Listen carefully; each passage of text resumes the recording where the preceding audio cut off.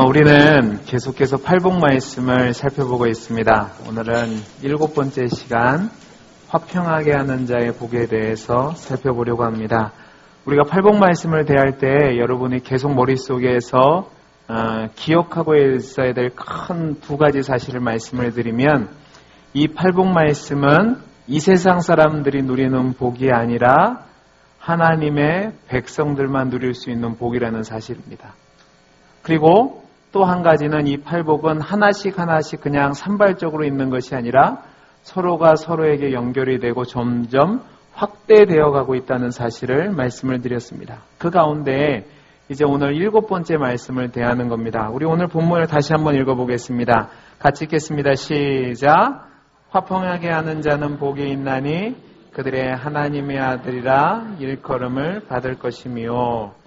여기서 얘기하는 화평하게 하는 자라는 것은 히브리어로 얘기하면 여러분이 잘 알고 있는 단어인 샬롬이라는 단어입니다. 이 샬롬이란 단어는 평안하다라는 의미를 가지고 있는데, 결국 평화를 만드는 사람, 화평하게 하는 사람은 그 사람이 있는 곳에 평안을 만드는 사람이라는 겁니다. 이 평안을 만든다는 것은 단지 적당한 타협이나 또 무마를 통해서 말썽을 일으키지 않도록 하는 것이 아니라, 예수님이 얘기하신 평안을 만드는 사람, 평화를 만드는 사람은 그가 속한 집단이나 공동체가 평안이 있을 수 없는 장애가 있고 괴로움이 있고 죄악이 있고 고통이 있는 그 상황 속에서 평안을 만들 수 있는 능력이 있기 때문에 그 사람이 그곳에 가서 평안을 만들어 줄 때 화평케 하는 자라는 겁니다. 이것은 아무나 할 수 있는 것이 아니라 제가 앞에도 말씀드렸던 것처럼 거듭나서 천국을 소유한 자만 할 수 있는 겁니다.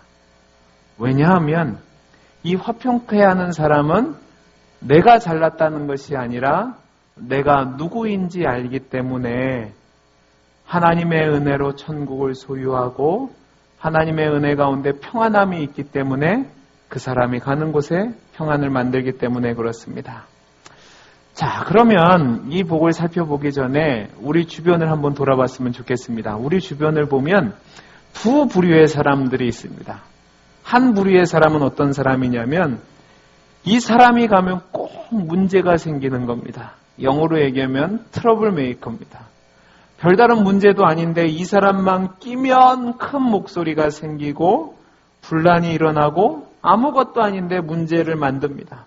그래서 이 사람이 끼면 웃던 얼굴도 인상을 쓰게 만드는 사람이 있습니다. 또 반대로 다른 한 부류의 사람인데 어떤 사람이냐면 피스메이커라는 사람이 있습니다. 평안을 만드는 사람이라는 건데요. 이 사람이 들어가면 공동체가 생기가 넘칩니다. 문제가 있고 어려움이 있는데 이 사람이 가면 마음이 편해지고 분쟁이 해결되고 서로 사랑을 나누게 됩니다. 그리고 그 사람 때문에 그 공동체가 점점 부흥하게 됩니다. 근데 문제는 이런 사람이 교회에도 있다는 사실입니다. 이 두 부류의 사람이 세상만 있으면 좋겠는데 꼭 교회에도 있어요. 여러분이 교회 생활을 하셔서 아시겠지만 교회에도 사람들이 모인 공동체다 보니까 꼭 분쟁이 생깁니다. 갈등이 있죠. 불완전한 사람들이 모이다 보니까 오해도 있고 다툼도 있고 갈등도 있습니다. 섭섭한 마음도 생기죠. 근데 이 두 부류의 사람이 어떻게 역사하느냐에 따라서 그 공동체가 달라지는 겁니다. 트러블 메이커가 들어가면 얼마 지나지 않아서 별것도 아닌 문제가 입다만해집니다. 그래서 서로 싸우고 갈등이 생기고 서로 쳐다도 안 보게 됩니다. 반면에 분명히 문제가 큰 문제였었는데 어떤 사람이 들어가면 그 문제가 해결이 되고 그 가운데 화목이 이루어지고 그 가운데 기쁨이 다시 생기는 것을 보게 됩니다. 왜 이런 차이가 발생하는 줄 아세요? 그것은 그 사람이 직분을 가졌다가 중요한 게 아니고 그분이 교회를 다녔다가 중요한 것이 아니고 그분이 진정으로 하나님을 만났느냐 만나지 않았느냐에 따라서 그 사람이 하나님의 아들로서 역사하느냐, 하나님의 아들이 아니라 세상 사람으로 역사하느냐에 따라서 그 끝이 달라지는 겁니다. 그래서 저는 오늘 말씀을 통해서 화평하게 하는 자의 복이 무엇인지를 살펴보고 그것을 통해서 저와 여러분이 진정으로 평화를 만드는 사람이 되기를 바라는 것입니다. 그러면 우리 주변을 한번 보자고요. 어떤 사람이 갔을 때 공동체의 평화가 깨지죠? 어떤 사람이 가냐면 우월감을 가진 사람이 가면 그곳에는 평화가 깨집니다. 제가 앞에서도 말씀드렸듯이 이 예수님이 팔복 말씀을 하실 때는 주된 대상이 있었습니다. 그 대상이 누구였냐면 바리새인들이었어요. 이 바리새인들은 여러분이 잘 알고 있는 것처럼 스스로 의롭다고 여겼던 사람들입니다. 즉 나는 너와 다르게 하나님 앞에서 하나님의 백성답게 살고 있다는 우월감을 가진 사람이었단 말입니다. 근데 문제는 이 사람들이 가는 곳곳마다 문제가 일어난 겁니다. 우리 성경을 한 군데 찾아볼까요? 누가복음 18장입니다. 누가복음 18장 9절에서 12절까지 말씀. 우리 찾으셨으면 제가 한 절, 여러분들이 한 절 교독하겠습니다. 9절 말씀 제가 읽습니다. 또 자기를 의롭다고 믿고 다른 사람을 멸시하는 자들에게 이 비유로 말씀하시되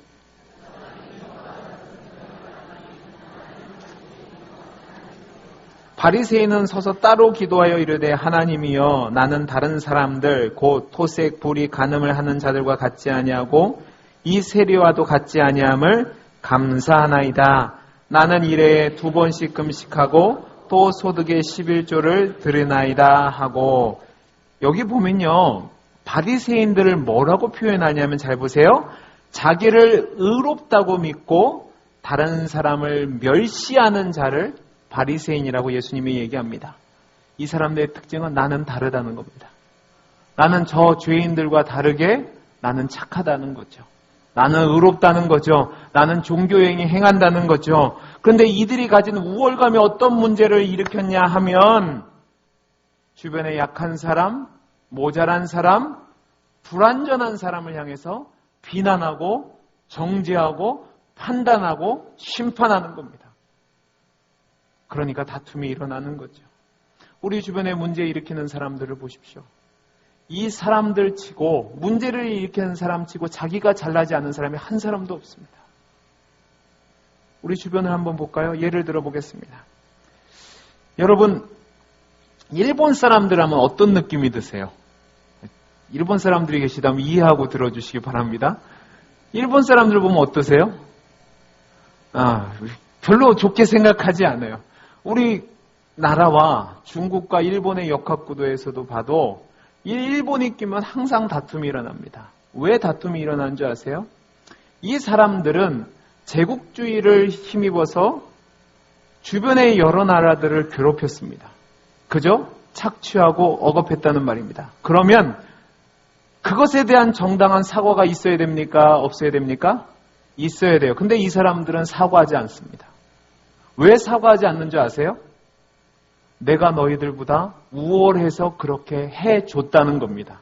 이 사람들 생각에서는 아직도 무슨 생각을 갖고 있냐면 우리 때문에 너희가 신문물을 다 받아들여서 개화됐다는 겁니다. 그러니까 사과하지 않는 거죠. 사과라는 것은 동등한 위치에서 잘못을 인정해야 되는데 이 사람들은 그럴 마음이 없는 겁니다. 자, 그러면 일본 사람들만 나쁜가요? 아니요. 우리나라 사람들도 나쁜 사람들 많습니다.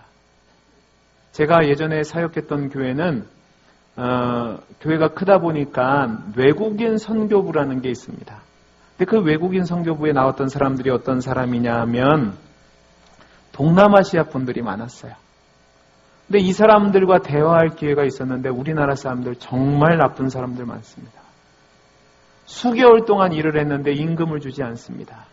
그리고 정당한 임금을 주지 않고 임금을 세상 말로 후려쳐서 줍니다. 거기에 지나지 않고 한 청년이 손이 잘려서 왔습니다. 일하다가 이 프레스에 손이 들어간 거예요. 그러면 보상을 해줘야 되나 안 해줘야 되나요? 해줘야 되는데 해고시킨 겁니다. 산재 처리를 안 해주려고 그렇게 하는 겁니다. 왜 이런 짓을 합니까? 내가 우월하다는 거죠. 그러면 이런 사람들만 있습니까? 학교는 어떻습니까? 학교에 가면 꼭 재수없는 것들이 있습니다. 죄송합니다. 재수없는 것들이 있어요. 걔네들이 어떤 애들인 줄 아세요? 공부 잘하고 싸움 잘하고 돈 많고 힘 있는 애들입니다. 무시하는 거죠. 가정은 어떻습니까? 여러분 가정에서 결혼 생활 하시다 보면 부부싸움 하시나요? 안 하시나요? 안 하시는 분. 저는 했을까요? 안 했을까요? 자신 있게 얘기하시네요. 저도 부부싸움 합니다. 근데 부부싸움이 언제 일어나는 줄 아세요? 서로 내가 잘났다고 할 때 싸우는 겁니다. 부부싸움을 하다 보면 누군가가 화해를 요청해야 됩니다. 근데 대부분 남자들이 요청을 안 해요. 왜 안 하는 줄 아십니까?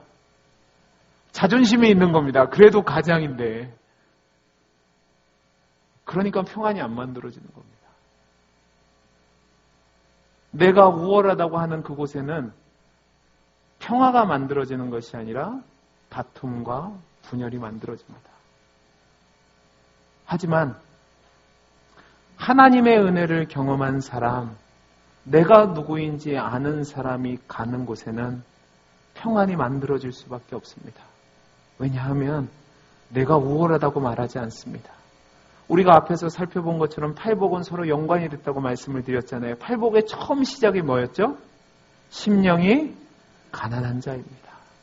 내가 영적인 파상 상태고 나는 절병 끝에 있다는 사람부터 복이 시작되는 겁니다. 그 사람이 천국을 소유하게 된 근거가 무엇입니까? 하나님, 나는 죄인입니다. 나는 능력이 없습니다. 하나님 은혜를 주옵소서 하는 그 은혜를 구함부터 시작해서 하나님의 백성이 되고 하나님의 자녀가 되는 은혜를 누립니다. 그러니까 상대방을 대할 때 내가 우월할 수가 없는 거예요. 내가 죄인인데 뭐 우월할 게 있겠어요. 그러니까 그 사람이 가는 곳에서는 평화가 만들어지고 하나님의 자녀라 일컬음을 받는 거죠. 그러면 이제 하나님의 자녀로서 평화를 만드는 사람들이 어떻게 되어지는가, 저는 세 단계를 통해서 여러분과 말씀을 나눠보려고 합니다. 첫 번째로 화평케 하는 자가 되려면 첫 번째는 하나님과 화평해야 됩니다. 따라해 보시기 바랍니다. 하나님과 화평해야 된다. 여러분, 왜 사람들이 잘못된 우월감을 가지고 계속해서 평화를 깨트리는 줄 아세요? 그것은 죄로 말미암아 하나님과 화평이 깨졌기 때문에 그렇습니다. 하나님과 화평이 깨져서 하나님을 떠나 있기 때문에 하나님과 화평을 누릴 수 없게 됐고, 그 결과로 하나님이 원하시고 기뻐하시는 뜻이 아니라 내 생각과 내 뜻에 살다 보니까 죄 가운데 빠지게 되는 겁니다. 내 정욕대로, 내가 원하는 대로, 내가 기뻐하는 대로 힘을 행사하다 보니까 다툼이 일어나고 분열이 일어나고 갈등이 생기는 거죠. 그래서 나보다 조금만 못한 사람이 있으면 그 위에 군림하려고 하고, 나보다 조금만 못한 사람이 있으면 우월감을 가지고 상대방을 함부로 대하고, 또 갈등이 일어나면 싸움으로 그 문제를 해결하다 보니까 계속 분쟁이 일어나는 겁니다. 우리 성경 이사야서 59장 7절에서 8절 말씀을 한번 같이 읽어보겠습니다. 이사야서 59장 7절 8절 같이 읽겠습니다. 시작. 그 발은 행악하기에 빠르고 무지한 피를 흘리기에 신속하며 그 생각은 악한 생각이라. 황폐와 파멸이 그 길에 있으며 그들은 평강의 길을 알지 못하며 그들이 행하는 곳에는 정의가 없으며 굽은 길을 스스로 만드나니 무릇 이 길을 밟는 자는 평강을 알지 못하느니라. 아멘. 자, 보세요. 하나님이 이스라엘 백성에게 죄악된 모습을 책망하시는 장면인데, 그 죄악된 이스라엘 백성의 특성이 뭐냐? 행악하기에는 빠르고 무죄한 자의 피를 흘리기에는 신속하고 악한 생각 때문에 황폐와 파멸이 그 길에 있다고 합니다. 왜 그러냐 하면 그들이 평강의 길을 알지 못하기 때문이라고 얘기합니다. 평강을 알지 못하니까 샬롬이 없고 악한 행동만 하는 겁니다. 하나님을 떠나서는, 하나님과 화목해지지 않고서는 인간에게는 절대로 평강, 샬롬이 없습니다. 죄악 때문에 하나님처럼 되려고 하는 그 잘못된 생각이 있는데 옆에 사람에게 잘 돼야겠습니까? 우월감을 가지고 무지한 자의 피를 흘리고 나보다 보잘르고 연약한 자를 짓누르고 질받고 문제를 만드는 거죠. 근데 문제는 이 세상 사람들은 그 잘못된 우월감으로 문제를 일으키면서도 자신은 평안하다고 얘기합니다. 왜 그런 줄 아세요? 내가 잘 되니까 평안한 것처럼 보이는 거예요. 근데 그들 이면 속에서는 뭐냐면 하나님의 심판이 바로바로 오지 않으니까 괜찮다고 생각하는 겁니다. 근데 분명한 사실은 우리 하나님은 공의의 하나님이시라는 사실입니다. 전도서 8장 11절을 보면 이렇게 나와 있습니다. 악한 일에 관한 징벌이 속히 실행되지 아니하므로 인생들이 악을 행하는데 마음이 담대하도다. 이 말을 좀 더 쉽게 얘기하면 간땡이가 부었다는 겁니다. 하나님을 알지 못하니까 간이 부은 거죠. 근데 정말로 잊지 말아야 될 사실은 하나님은 심판하시는 하나님입니다. 그럼 어떻게 해야 되죠? 우리는 하나님과 화평이 없단 말입니다. 어떻게 하면 하나님과 화평하게 되어서 이 공의의 하나님을 알고 겸손하게 삶을 살아갈 수 있을까? 저와 여러분의 수고로 될까요? 노력으로 될까요? 깨달음으로 될까요? 아니요. 하나님과 화평하게 되기 위해서는 하나님의 은혜가 필요한 겁니다. 우리가 하나님을 찾기 이전에 하나님이 저와 여러분과 화목하시기 위해서 아들 대신 예수 그리스도를 보내주셨습니다. 요한복음 3장 16절입니다. 여러분이 잘 알고 있는 말씀입니다. 읽어보겠습니다. 시작. 하나님이 세상을 이처럼 사랑하사 독생자를 주셨으니 이는 그를 믿는 자마다 멸망하지 않고 영생을 얻게 하려 하십니다. 잘 보세요. 우리가 하나님 앞에 나온 것이 아니라 하나님이 우리를 사랑하셔서 아들 되신 예수 그리스도를 보내주신 겁니다. 그 아들 되신 예수 그리스도를 믿을 때 우리는 그의 은혜로 말미암아 하나님과 화평할 수 있게 됩니다. 사랑하는 성도 여러분, 여러분이 정말로 화평하게 되는 자가 되기를 원하신다면 그리스도를 구주로 믿어서 하나님과 화평하는 일이 먼저 되어야 됩니다. 로마서 5장 1절 2절은 이렇게 얘기합니다. 그러므로 우리가 믿음으로 의롭다 하심을 받았으니 우리 주 예수 그리스도로 말미암아 하나님과 뭐를 이루자고요? 화평을 누리자. 또한 그로 말미암아 우리가 믿음으로 서 있는 이 은혜에 들어감을 얻었으며 하나님의 영광을 바라고 즐거워하느니라. 죄인 되었을 때는 하나님의 영광과 상관없다 보니까 죄 가운데 살아가고 문제를 만듭니다. 하지만 그리스도를 예수로 믿어서 하나님과 화평하게 하는 자는 내가 원하는 삶이 아니라 하나님의 영광을 위해서 살다 보니까 그가 가는 곳에 화평이 만들어지는 겁니다. 저는 저와 여러분이 진정으로 화평케 하는 자가 되기 위해서 하나님과 화평을 먼저 회복하는 복된 성도님들이 되시기를 간절히 소원합니다. 두 번째 단계입니다. 두 번째 단계는 그리스도로 말미암아 하나님과 화평하게 된 자는 이제 내 옆에 있는 사람과 화평하게 되는 겁니다. 자, 따라해 보시기 바랍니다. 내 옆에 있는 사람과 화평하게 한다. 첫 번째는 하나님과 화평하게 됐습니다. 십자가는 수직적으로는 하나님과 우리 사이의 화평을 이룬 겁니다. 근데 양옆으로는 나와 내 옆에 있는 사람들과 화평을 만드는 거죠. 에베소서 2장 11절을 보면 뭐라고 되어 있냐면 예수의 피로 말미암아 우리의 삶이 막힌 담이 허물어졌고 서로 가까워졌다고 말씀하고 있습니다. 하나님과 화평하게 된 사람은요, 로마서 12장 18절 말씀처럼 모든 사람으로 더불어 평화하라는 주님의 말씀처럼 다른 사람과 화평을 만들어가는 겁니다. 왜 이 화평을 만들어간다고 표현을 하냐면 이제 하나님과 화평하게 됐으니까 내가 우월하지 않다는 것을 압니다. 그죠? 그리스도의 은혜로 하나님의 백성이 되었으니까요. 이제 하나님과 화평한 사람은 내가 주인인 삶이 아니라 주님이 주인된 삶을 살아갑니다. 그리고 주님이 주인된 삶을 살아가는 사람들은 주님이 원하시는 뜻대로 살아가는데 그 주님이 원하시는 뜻이 뭐냐면 내 이웃을 내 몸과 같이 사랑하는 말씀을 갖고 살아가는 겁니다. 제가 아까도 말씀드린 것처럼 화평을 깨트리는 사람은 우월감을 가지고 사랑합니다. 여러분 생각해 보세요. 우월감을 가지고 사랑하는데 다른 사람을 사랑할 수 있나요? 사랑하지 않습니다.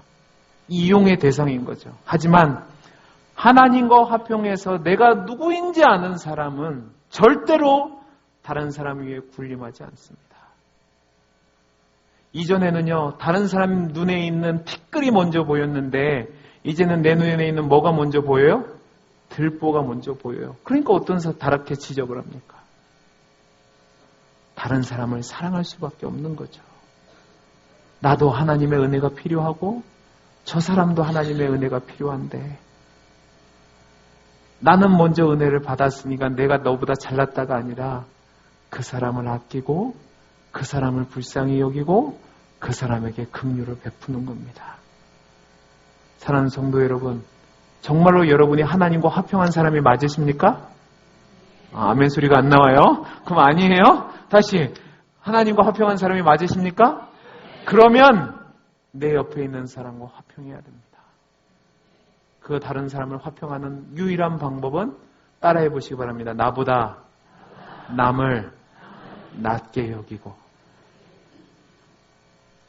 옆에 사람 한 번만 보시겠어요? 제가 이거 잘 안 하는데요. 옆에 사람 한 번 보시고 이렇게 얘기하시기 바랍니다. 당신이 저보다 훨씬 낫습니다. 네. 네. 또 이렇게 해보시기 바랍니다. 한 번만 봐주세요. 네. 자, 이렇게 대하는 겁니다. 이렇게 대할 때 화평이 만들어지는 겁니다.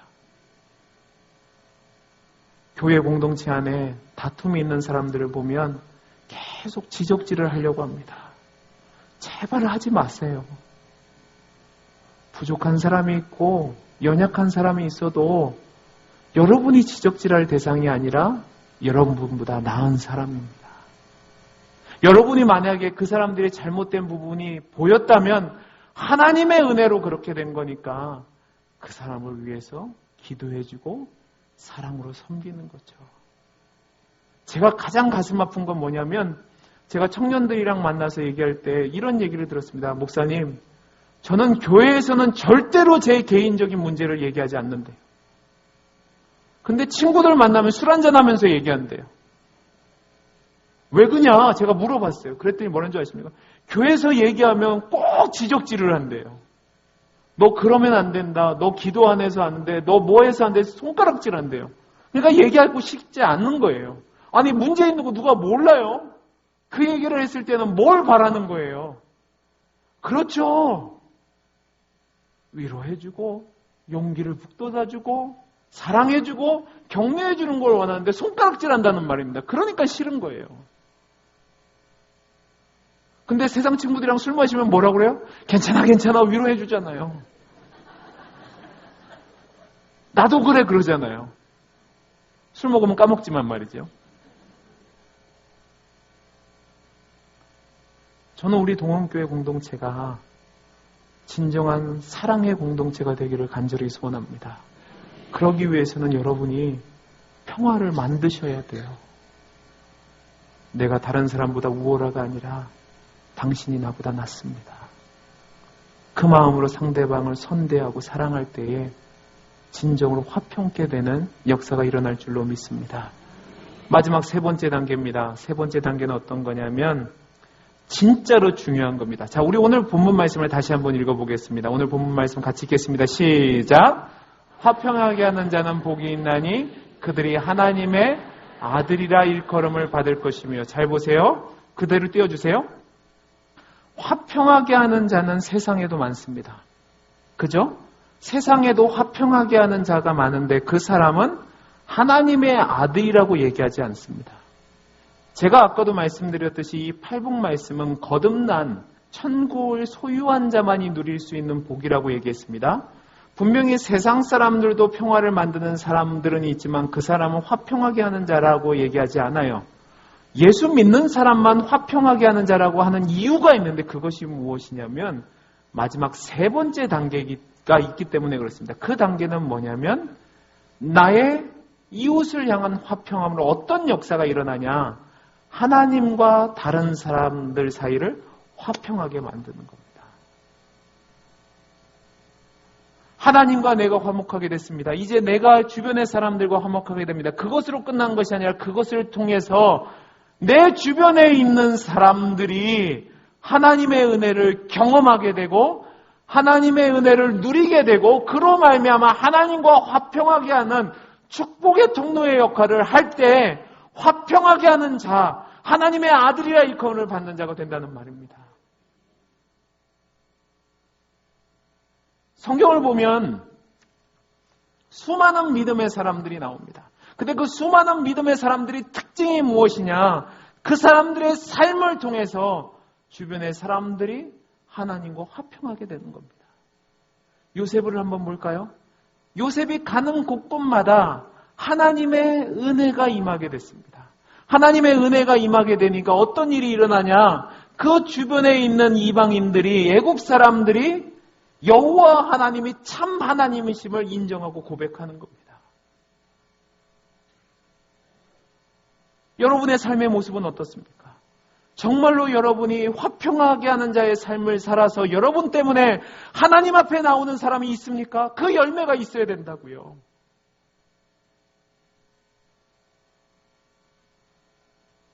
우리가 정말로 하나님의 아들의 일컬음을 받기 위해서는 우리가 행하는 삶의 모습 속에서 나타나는 긍휼과 자비함과 인자와 용서와 사랑의 베풀음을 통하여서 우리를 그렇게 만들어주신 하나님이 증거돼야 되는 겁니다.